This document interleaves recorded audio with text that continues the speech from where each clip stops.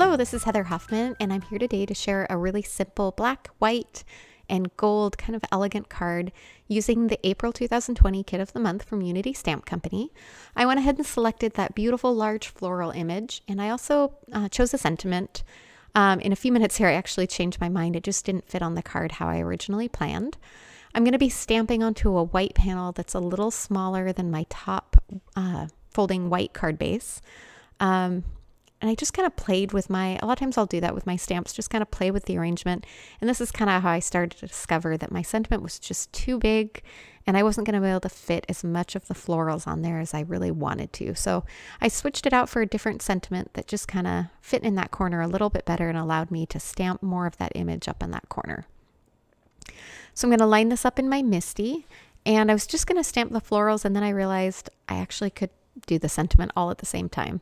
And I'm using one of my favorite black inks, just VersaFine Onyx Black. It's a great pigment ink for watercoloring, or as long as you're not going to use Copics with it, it's great for just outline stamping like this. I'm going to quickly clean off my stamps before I put them away. I tend to do that real quick just because I like keeping them clean. And then I can pull that out and see how I kind of stamped off the edges there, and it's going to fit on my white card base.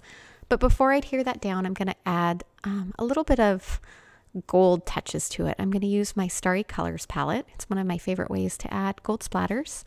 And I usually just use, I don't know if you could see that, there was a little squirt bottle, and I just spritzed a little bit of water into one of those little palettes, and then I can dip my brush in and stir it together until I get a good slurry that's about the right texture I want, and then just dip my brush in and kind of add those splatters over that background.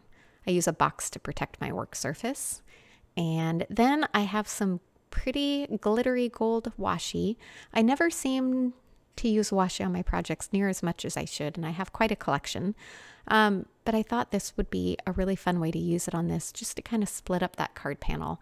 It's a very simple, basic design, and by just kind of adhering that over part of that image, tucking it around to the back, and that way when I adhere it onto my white card front, it's just gonna add a little bit of interest and kind of help all those gold splatters pop a little bit on that background as well.